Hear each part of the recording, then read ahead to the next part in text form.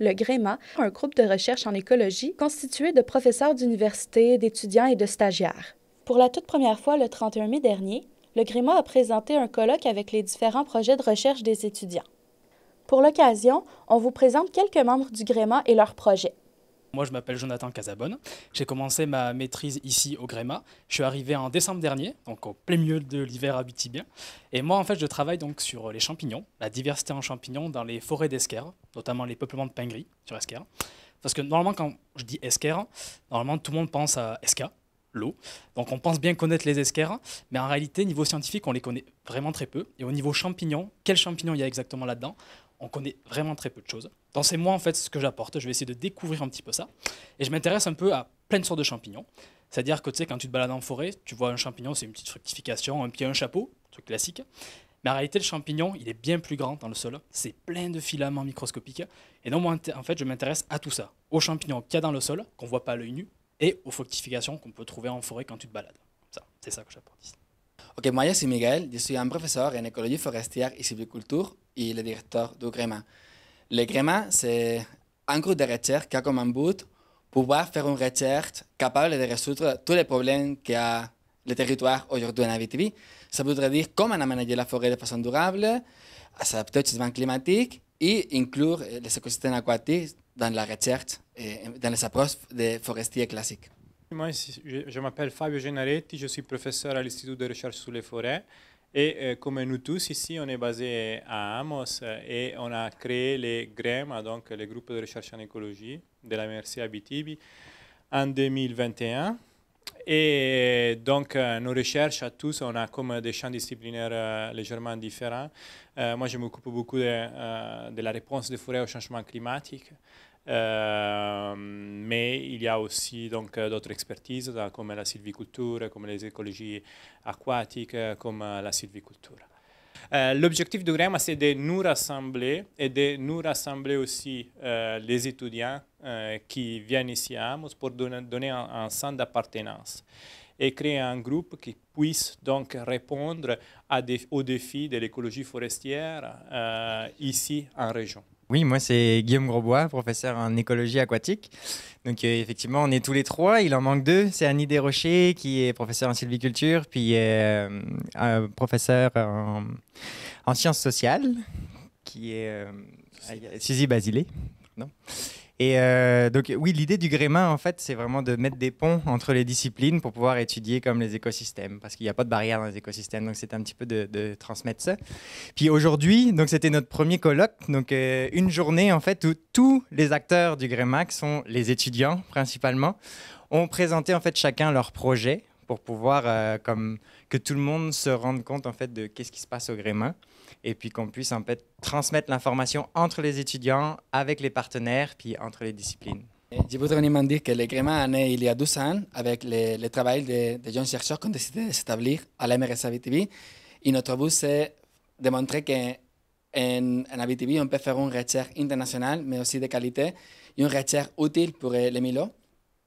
Et aujourd'hui, on a travaillé très fort en les 2 dernières années pour arriver jusqu'à aujourd'hui, que c'est la culmination de notre travail, parce que pouvoir partager et faire un petit colloque avec plus de 40 présentations et plus de 120 participants, c'est déjà tout un succès. Et on aimerait continuer à partager notre recherche et notre travail avec vous.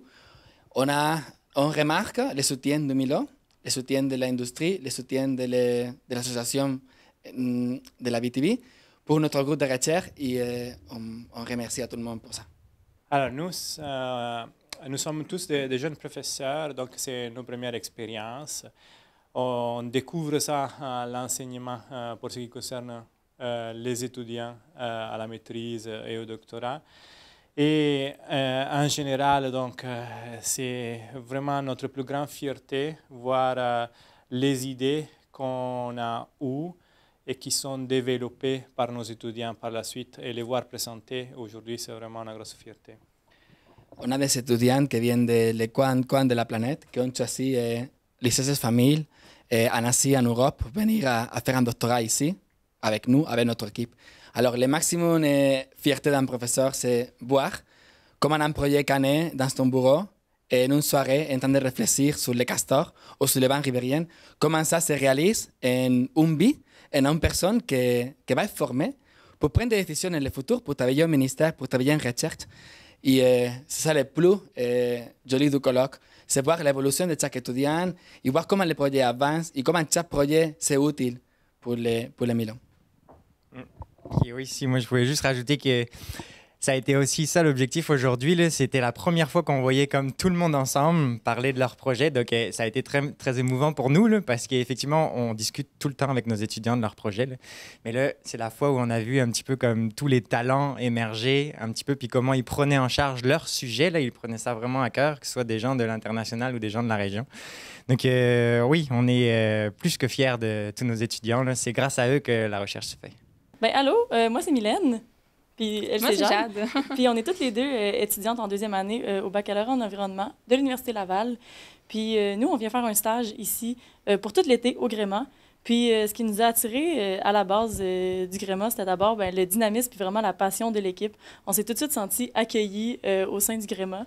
Puis ça nous a vraiment motivés à venir découvrir cette belle région où on apprend à connaître à tous les jours un écosystème qu'on connaissait peu en venant de Québec. Donc, on découvre les escarres à tous les jours, puis on a la chance d'être impliqué dans de nombreux projets de recherche vraiment intéressants ici avec toute l'équipe. Donc, nous, ce qu'on va faire cet été, c'est qu'on va aider les étudiants sur leurs travaux de terrain et en laboratoire. Donc, on va échantillonner notamment les escarres, plusieurs lacs aussi. Puis, on va se promener dans tout le territoire de l'Abitibi, partant de Amos ici jusqu'au Témiscamingue. Donc, ça va être vraiment intéressant. Puis aussi, qu'est-ce qui est vraiment le fun du groupe de recherche du Gréma, c'est que c'est un groupe qui s'intéresse à l'interaction entre les forêts et les lacs. Donc, moi, personnellement, c'est vraiment ce qui m'a attirée vers ce groupe de recherche-là pour faire mon stage parce que en environnement, tout est connecté. Puis, c'est vraiment intéressant de voir un groupe de recherche qui étudie l'interaction entre les forêts et les lacs. Moi, je m'appelle Mélanie Arsenault. J'ai commencé en septembre une maîtrise en écologie ici à Amos. Je fais un travail de recherche sur le castor du Canada et sur sa dynamique d'occupation du territoire. Donc, première des choses, pourquoi le castor? Bien, ici, en Abitibi-Témiscamingue, c'est ici qu'on a les populations les plus denses au Québec. Le castor est omniprésent, puis je pense qu'il touche un peu tout le monde, autant les industries forestières, les industries minières, ils ont des problèmes avec les castors, les propriétaires de terrain aussi, qui sont pas tout le temps contents avec le castor. Le castor est une perturbation naturelle dans les forêts, donc il y a un gros impact partout où il passe. Il passe pas inaperçu, disons. Et puis, c'est quoi la dynamique d'occupation du territoire? Bien, c'est un peu dynamique, c'est sur une échelle de temps puis une échelle d'espace. On veut voir comment il agit, comment il choisit son habitat dans une forêt boréale, où c'est qui est dominée par les arbres, les conifères. Puis, dans les forêts plus tempérées, où c'est que c'est mixte, qu'il y a plus d'arbres de feuillus. On sait que les castors, ils mangent beaucoup de feuillus. Mais on veut voir comment il se débrouille dans une forêt versus l'autre, qui va aller plus loin pour aller chercher ses ressources. Il va-tu rester plus longtemps sur un territoire? S'il va-tu se construire plusieurs huttes pour avoir accès à différents types de ressources, comme des plantes aquatiques? On veut noter aussi les occurrences qu'il va aller se nourrir de conifères. On sait qu'il le fait des fois, même si ça goûte pas trop bon, mais c'est quelque chose qu'on veut noter aussi dans notre recherche. Mon nom est Michel Guimond. Donc, comme j'avais dit, moi, je commence un projet de maîtrise que j'ai commencé au mois de janvier. Donc, mon projet est sur la bande riveraine en coupe forestière. Donc, l'idée, c'est d'essayer de voir est-ce que la bande riveraine fait son travail, étant donné que ça fait plusieurs années qu'on l'utilise, mais qu'on ne sait pas réellement si elle est capable de durer dans le temps. Donc, la bande riveraine, ça fait environ 50 ans qu'on l'utilise et c'est vraiment réglementaire avec le RADF, donc le règlement sur l'aménagement durable des forêts. Donc, c'est appliqué 20 mètres partout. Donc, on soit nord, sud, est, ouest. Donc, moi, mon projet, c'est d'essayer de voir est-ce que c'est vraiment appliqué dans un milieu un peu plus boréal, donc ici en Abitibi, avec deux espèces principales, donc l'épinette noire et ensuite le pin gris, sur deux types de substrats qui sont vraiment représentatifs du territoire en Abitibi, donc le sable et l'argile. Donc, mon projet a 3 grands volets. Donc, on va regarder l'aspect un peu plus des charbiers, qui est une perturbation naturelle qu'on trouve beaucoup dans les bandes riveraines. Puis ensuite, on va regarder la diversité. Donc, qu'est-ce qu'on retrouve dans les différents peuplements, plus en termes de sous-bois et de substrats. Et par la suite, on va regarder la qualité de l'eau pour essayer de voir est-ce que la bande riveraine est capable de faire son emploi au final. Donc, une bande riveraine, dans le fond, c'est un outil sylvicole. C'est un outil qu'on utilise lors des coupes forestières. Donc, l'idée, c'est de laisser une zone tampon pour essayer d'empêcher les effets de la coupe forestière qu'on trouve sur le territoire. Donc, comme j'en ai parlé un peu tantôt, l'idée, c'est d'avoir un buffer, donc de 20 mètres, qui est réglementaire. Donc, l'idée avec tout ça, c'est que quand on va avoir des effets de la coupe, donc on peut penser, mettons, à la sédimentation, l'ornière avec l'utilisation des machines, des choses comme ça. L'idée, c'est de laisser vraiment un espace entre l'environnement forestier qui est perturbé et le milieu aquatique qui est à côté. Donc, tout ça, ça se retrouve dans un milieu qui est riverain. Et ça, c'est un peu important de comprendre ça, c'est que c'est un environnement où on a des interactions entre la forêt et l'eau. Donc, c'est pour ça que si on perturbe la forêt à côté, bien, directement, les impacts vont se faire ressentir dans le milieu aquatique. Bien, moi, c'est Janie Lavoie. Je suis étudiante au doctorat ici à Amos.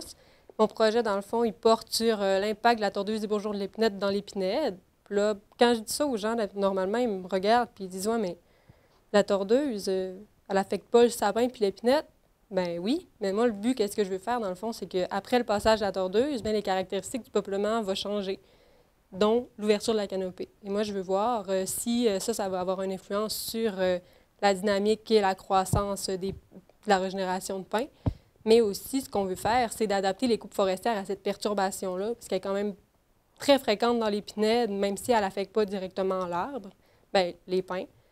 C'est ça, dans le fond, on veut voir si les coupes qu'on utilise vont recréer les mêmes effets. Puis on veut voir aussi l'impact de cet insecte-là sur la biodiversité végétale qu'il y a dans les peuplements. Puis on veut voir aussi s'il y a une interaction, multiperturbation, dans le fond. Si les coupes qui ont été faites il y a 20 ans et qui sont aujourd'hui affectées, est-ce qu'il y a un impact, justement, de la double perturbation sur la régénération de pins? Bien, dans le fond, les pins sont quand même assez vulnérables à la compétition, à la présence d'arbres semenciers, mais aussi à l'ouverture de la canopée, parce qu'ils sont plus ou moins tolérants à l'ombre. Ça dépend de quelle espèce. C'est quoi une canopée? C'est les arbres matus. Bien, oui, c'est ça. Oui, la couverture, dans le fond. Fait que quand la tordeuse va passer, bien, elle va tuer les sapins, et ça va faire des trouées dans la canopée qui va permettre à la lumière de passer. Fait qu'en gros, on veut voir si c'est assez pour influencer la régénération de pins.